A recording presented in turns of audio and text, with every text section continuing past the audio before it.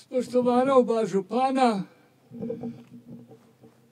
spoštovani partizanski pevski zbor, prav lepa hvala, da ste prišli in nam tako lepo senkat zapeli. Spoštovani vsi udeleženci današnjega zborovanja. Narod se gradi in raste iz velikih dejanj, ki jih je dosegel v preteklosti. Danes slavimo Šlandrjevo brigado, ki se je z zlatimi črkami zapisala v to slovensko zgodovino, slovensko samostojnost in slovensko moč, ki jo predstavlja naša vojska, in v veliko čast nam je, da so se nam danes ob tej slovesnosti pridružili. Hvala jim.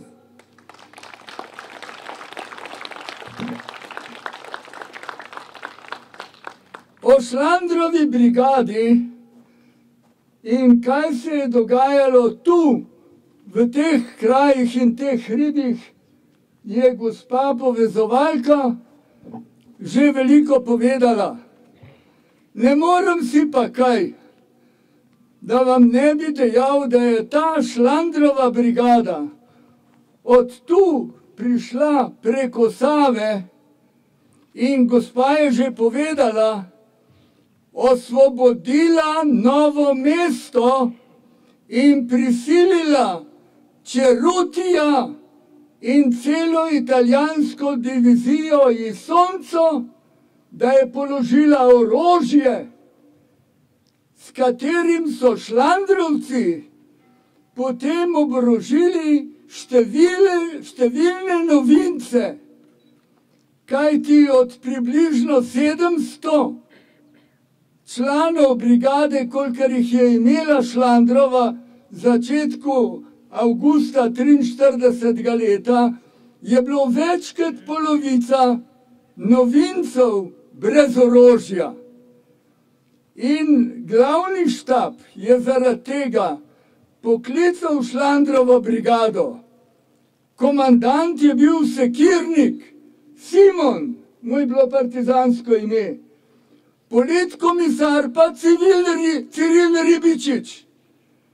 In one dva sta pripeljala brigado preko Save, osvobodila Novo mesto, in ko so Novo mesto osvobodili, sta Kidrič, ki je bil namestnik, je bil komisar glavnega štaba takrat, in major Jones, ki je predstavljal zavezniško vojsko, sta prišla v Novo mesto in v imenu zaveznikov od generala Čerutija zahtevali, da položi orožje, in ga je položil. In s tem orožjem, tudi težkim orožjem, se je potem oborožila naša vojska, prišla čez Savo nazaj, oblegala tamle Moravče in prisilila Nemce, da so se umaknili iz Moravč. Za 2-3 mesece je bila tu Moravška republika, naša republika.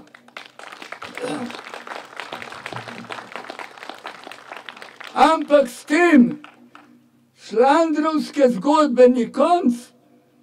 Šlandrovci so potem šli v zgornjo Savinjsko dolino, osvobodili Ljuče in Ljubno in ustvarili tam Slovensko republiko med drugo svetovno vojno. Prosim vas, vse to se je dogajalo tukaj le, v centru Evrope, v geografskem centru Slovenije, v samem srcu vojnega dogajanja je operirala takrat Šlandrova brigada. ob koncu vojne, veste, to so za mene, kot da čitam roman. Na koncu vojne so pa šlandrovci zajeli nemški konvoj, prosim vas, z 25 kamioni in z tem napravili našo vojsko mobilno, da smo so se peljali na Koroško in tista slika, ki jo vidite pri Knežnem kamenju, kjer stoji častna straža, kot danes tu. Tist vojak, ki stoji tam pri Knežjem kamenju, je vojak Šlandrove brigade. Tako vidite, je Šlandrova brigada. Je Šlandrova brigada osvobajala našo domovino od severne meje pa doli do Kolpe. Zaradi tega na temle malem kraju vsi vi, ki sem vam hvaležen, da ste danes prišli in izkazali čast Šlandrovi brigadi, se morate zavedati, da je iz tegale malega semena raslo veliko, rasla država, ki jo danes imamo in ki je v svetu spoštovana.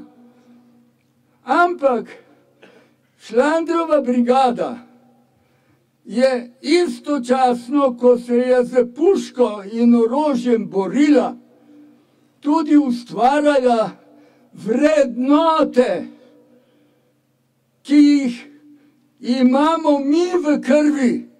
To je kri naše krvi. Kaj so te vrednote? To je prvo samozavest. Pomislite vi te fante, ki so spomladi 43. leta, po vsem strašnem, kar se je dogajalo 42. leta, prišli v partizane in ko je glavni štab rekel, pridite čez Savo po orožje, so se spustili dol in tamle pri Šenožetih skušali priti preko Save, pa so naleteli na težek nemški ogenj. Samozavest, veste, to je domoljubje. Ne tisti, ki prihajajo, pa dobijo tam zastavce, pa mahajo z zastavcem. To ni za mene domoljubje. Domoljubi ste vi, ki ste se povzpeli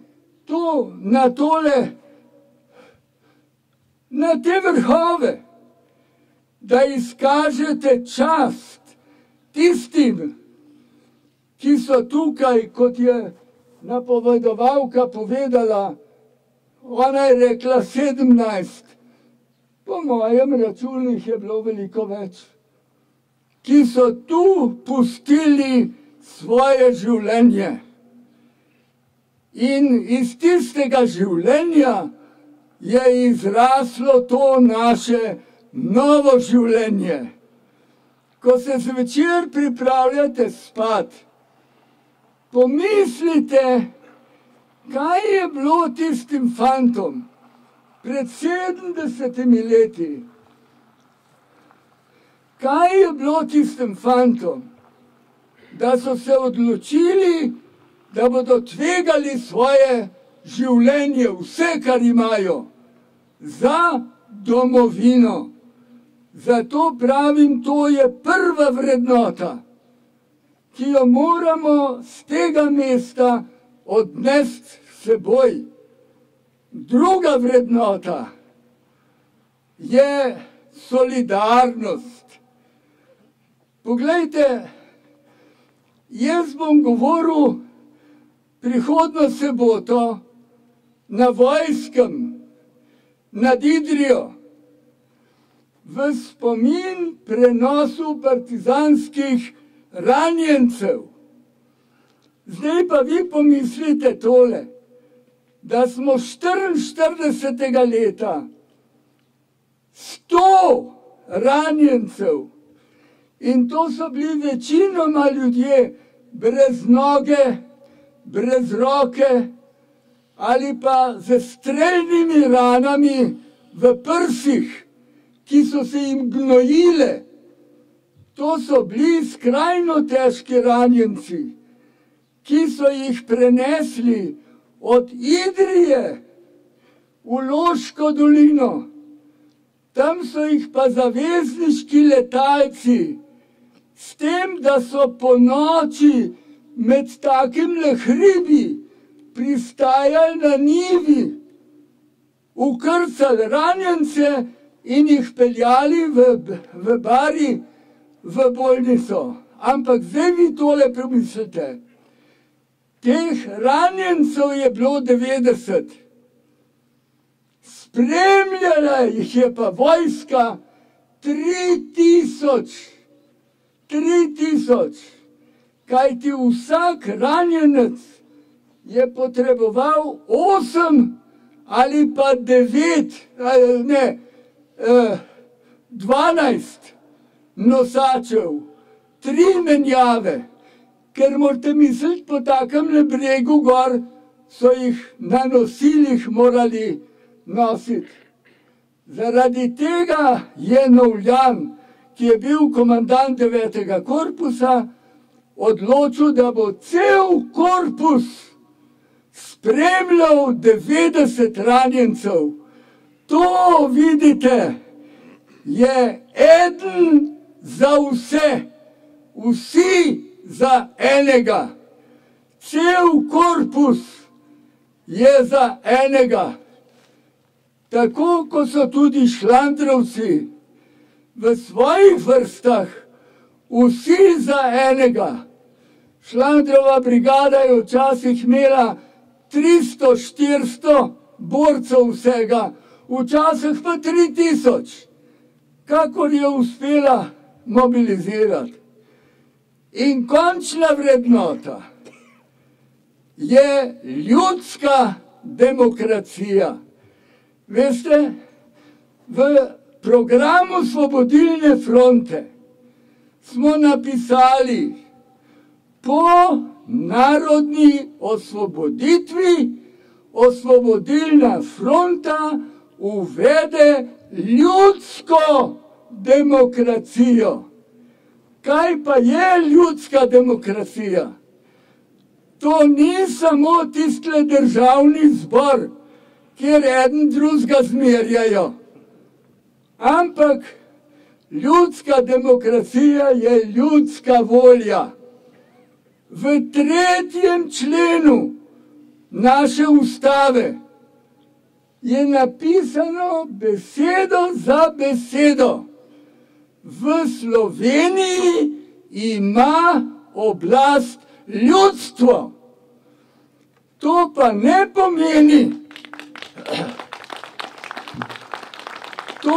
pomeni, da ima to ljudstvo oblast samo vsake 4 leta, ampak vsak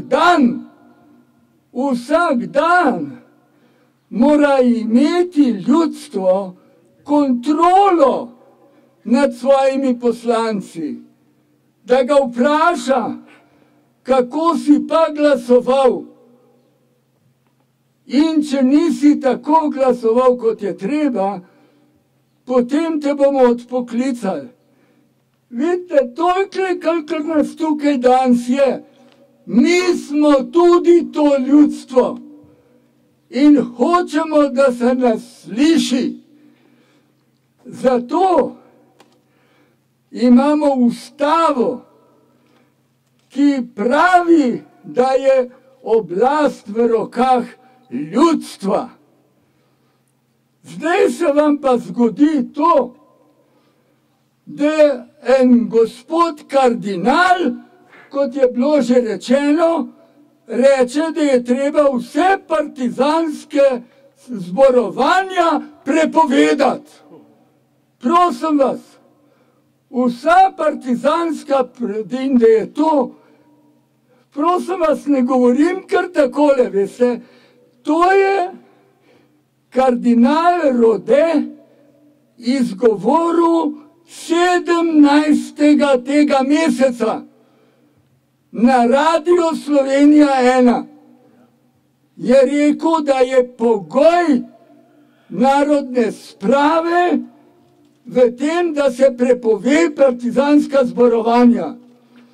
Istočasno pa naša televizija predvčerajšnjem in včeraj reklamira nekšno zborovanje na Rovtah, kjer naj bi bil glavni govornik nekdo, ki je obsojen za korupcijo.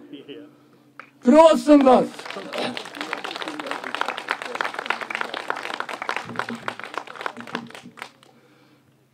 No, potem pa novi papež, Frančišek, ki mu je dotlej vsega tega prišlo, pravi marš, dosti vas imam. In jih spodi. In kaj se rodi v glavi teh ljudi? Da je Milan Kučan nagovoril papeža, prosim vas. Da je papež v rokah satana,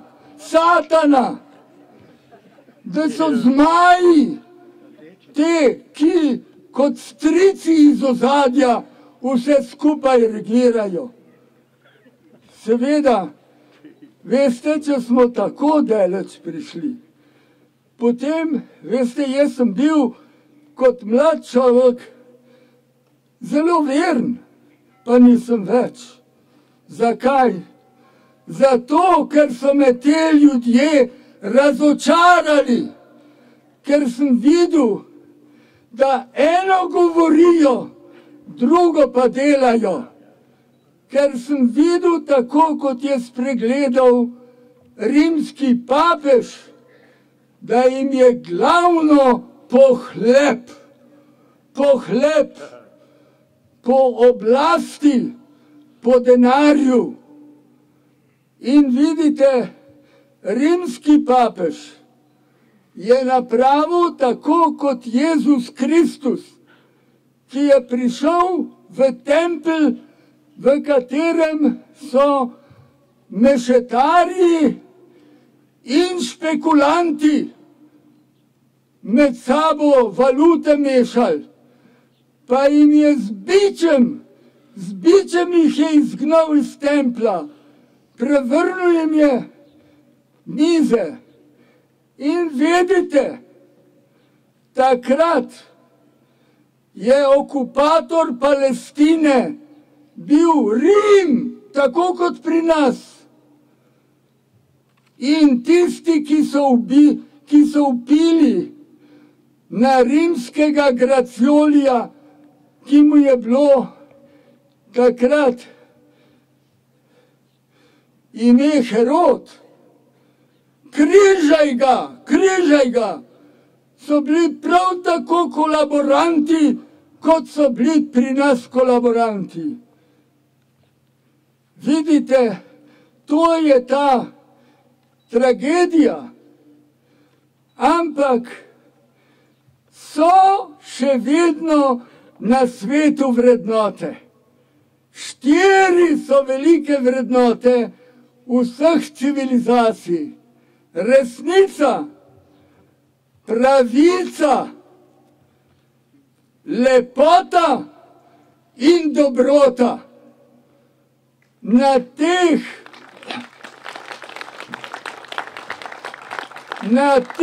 vrednotah se je zgradila naša narodno-osvobodilna borba, se je osvobodila in osamosvojila Slovenija in danes smo veseli in ponosni, da se priklanjamo žrtvam, istočasno pa se smatramo srečnim, da smo sinovi in hčerke slovenske matere. Hvala lepa.